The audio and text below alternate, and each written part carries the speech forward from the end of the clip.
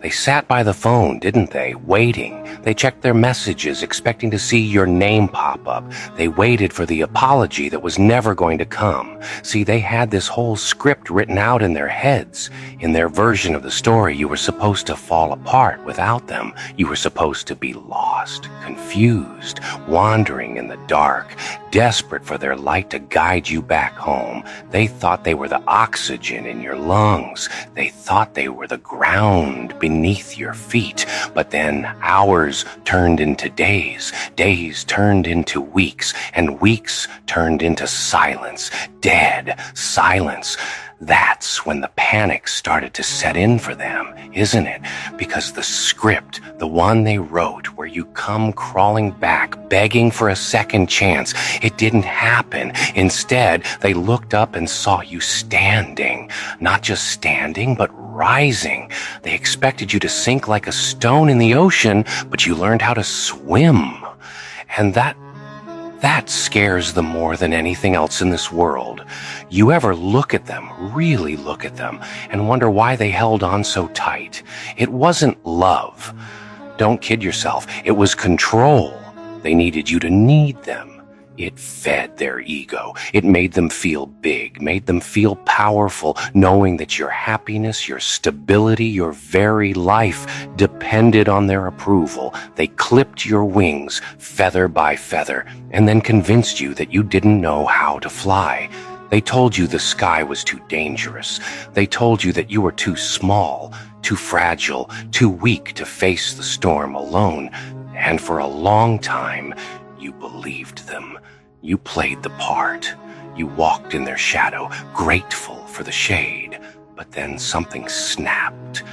Maybe it was a lie they told. Maybe it was the disrespect. Or maybe you just woke up one morning, looked in the mirror, and didn't recognize the person staring back. You realized that the cage wasn't locked.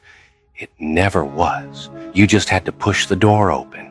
And when you did, when you finally walked out that door, they laughed. Oh, they laughed. They told their friends, give it a week, he'll be back, she'll break. They bet on your failure. They sat there with their popcorn, waiting for the crash. But you didn't crash. You didn't stumble. You adjusted your collar, looked at the horizon, and you started walking. And you kept walking. You showed them that their absence wasn't a death sentence. It was a liberation. See, they thought they were your anchor, holding you safe in the harbor. But they weren't the anchor. They were the chains holding you down while the tide was rising. And now that you've cut those chains, you're floating, you're moving, and they are stuck in the same miserable spot where you left them. That's the funny thing about people who need to be needed. They are parasites. They feed on your energy, your potential, your light. And when the host finally detaches, the parasite starves. Look at them now. Are they happy? Are they thriving? No, they're bitter, they're confused, they're telling everyone who will listen that you changed. Oh, he's arrogant now. She thinks she's better than us. Let them talk. Let them whisper their poison in the dark. It doesn't reach you up here. You know the truth. You didn't change into something bad. You just stopped being useful to them. You stopped being a battery for their ego. And to a user, a tool that stops working is useless. But you are not a tool, you are a weapon. And you just realized your safety was on the whole time. You walked through the fire they set, thinking it would burn you alive, but you didn't burn, you were forged. You came out the other side made of steel. They look at you now, and they don't see the person they used to manipulate. They see a stranger, a dangerous stranger, because there is nothing, and I mean nothing, more dangerous to a manipulator than a person who is happy alone, a person who finds peace in solitude. Because if you can be happy alone, they have nothing to offer you. They have no leverage. They can't dangle love like a carrot on a stick. 'Cause you grow your own food now. You don't need their scraps. You feast on your own success. They thought you were weak because you were kind. That's a mistake a lot of people make. They mistake silence for submission. They mistake patience for weakness. They thought that because you gave so much, you were empty inside, but they didn't realize that you gave because you were overflowing. And now that you've directed that flow back into yourself, look at what you've built. Look at the strength you found. It was always there, buried under their expectations, buried under their insults, buried under their constant need to keep you small. But you dug it out with your bare hands. You clawed your way out of the grave they dug for you, and you stood up, dusted off the dirt, and smiled. That smile, that's what haunts them. If you had screamed, if you had fought, if you had sent angry texts, they would have loved it. It would have proved they still had power over you. It would have proved you still cared. But you didn't scream. You didn't fight. You just became indifferent. And indifference, my friend, is the ultimate insult. It's saying, you don't even matter enough for me to hate you. You are a ghost to me. You are a bad memory that is already fading. That kills them. It eats them alive from the inside out. They sit there analyzing your every move, stalking your social media, asking around about you. They are obsessed with the person they threw away. And you rarely even think of them. You're too busy building an empire, too busy leveling up, too busy becoming the person they said you could never be. The world is full of people like them, emotional vampires, energy thieves. They look for the bright ones, the kind ones, the ones with big hearts. And they latch on. They drain you until you're a husk. But you're different. You survived the draining. You refilled the tank. And now you run on a different kind of fuel. You run on spite. You run on the pure, unadulterated joy of proving them wrong. Every success you have is a slap in their face. Every time you smile, it's a dagger in their heart. And the best part is, you aren't even doing it for them anymore. At first, maybe you were. Maybe at first you worked hard just to show them. But somewhere along the way, you fell in love with the process. You fell in love with the new you. You realize that needing people is a trap. Wanting people, loving people, that's fine. That's healthy. But needing them, depending on them for your self-worth, that is slavery. And you just broke your chains. They thought the cold would kill you when they kicked you out into the night, but you built a fire. They thought the silence would drive you mad, but you found clarity in the quiet. They thought you would starve without their validation, but you learned to hunt. You are a predator now, not in a malicious way, but in a way that takes ownership of your life. You don't wait for permission. You don't ask for forgiveness. You take what is yours. You carve your own path through the jungle, and if someone wants to walk with you, fine. They can keep up, but you will never, ever carry anyone on your back again. You drop the dead weight, and suddenly the climb became easy. You looked up at the mountain that seemed so high when they were dragging you down, and you realized it wasn't a mountain at all. It was just a hill, and you are standing at the top, looking down. Don't let them rewrite history. They will try.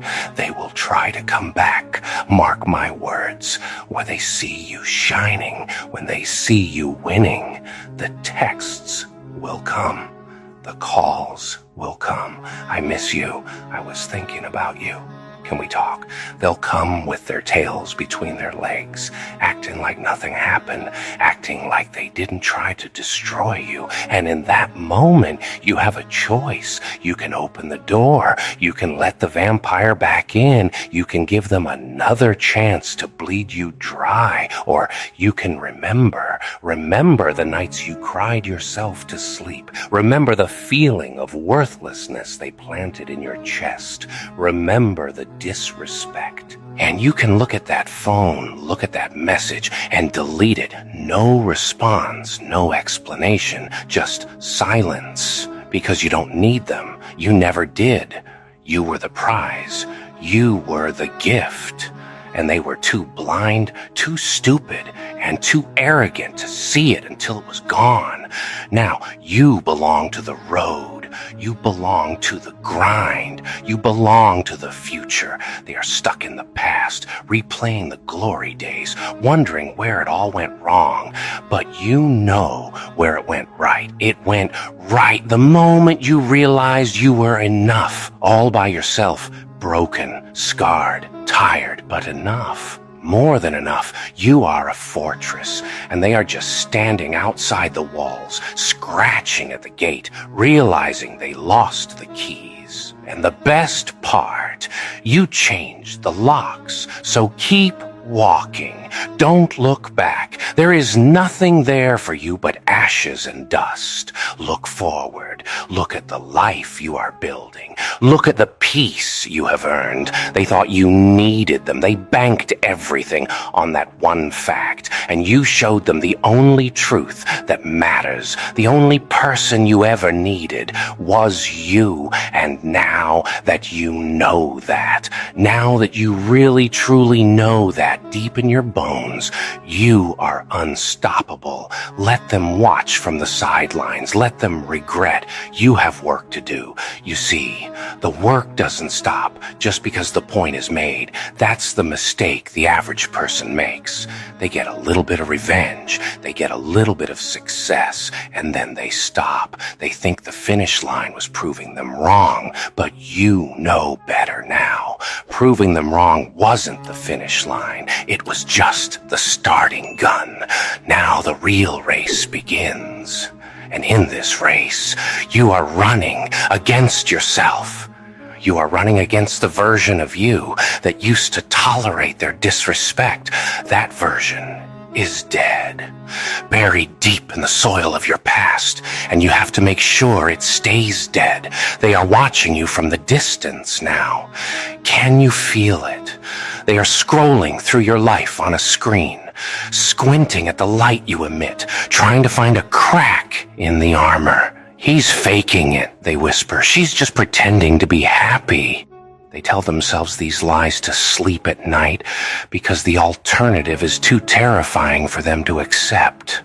The alternative is accepting that they were the problem, that they were the anchor dragging down a ship built for speed. And now that the anchor is cut, the ship is disappearing over the horizon. They are left in the wake, tossing and turning in the waves you created just by moving forward. Let's talk about that independence. Real independence. It's not just about paying your own bills or walking alone.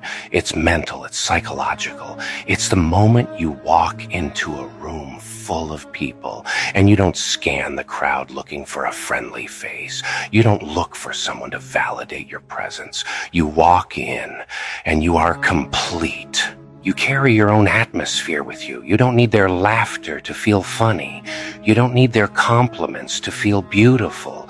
You don't need their agreement to feel right. That is a level of power that makes weak people uncomfortable. They sense it. It's like a vibration when you don't need them. You become unpredictable. And as we said before, unpredictable is dangerous.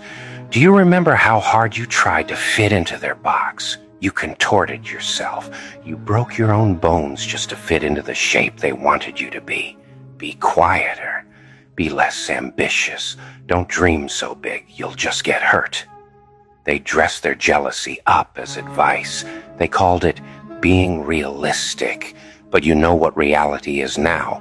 Reality is what you make it. Reality is the empire you are building brick by brick with the stones they threw at you.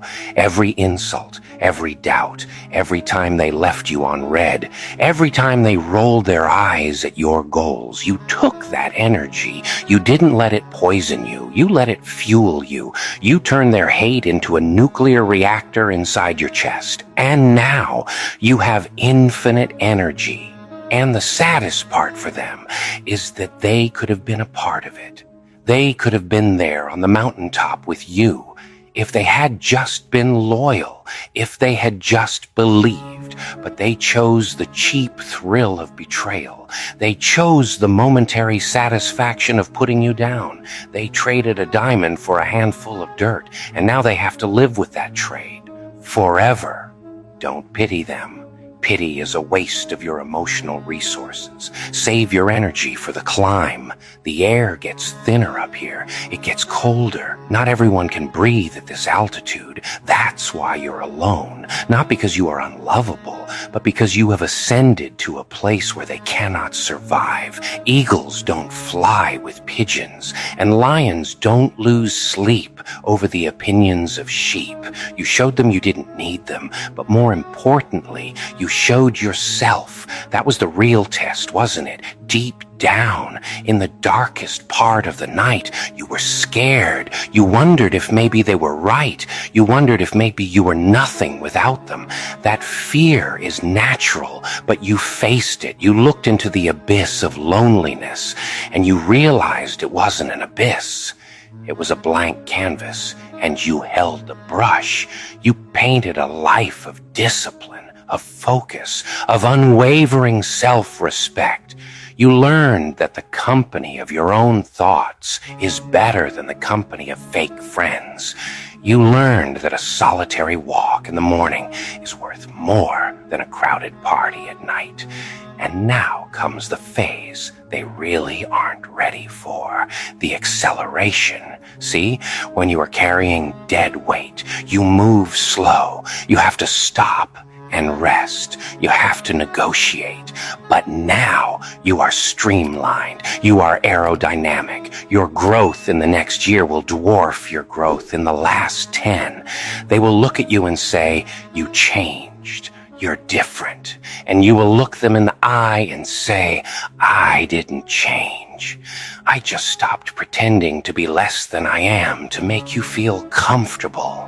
That is the dagger, because their comfort was always dependent on your suppression. They felt big only when you were on your knees. They felt smart only when you played dumb.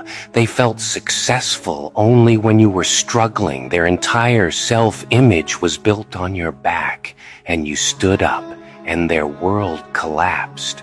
It's funny how memory works. They will try to rewrite it. They will tell people, I helped him. I was there for her when no one else was. They will try to claim credit for your strength. They will say the hard times they put you through were lessons they taught you on purpose, as if they were some kind of wise teacher. Don't let them. They weren't teachers. They were obstacles.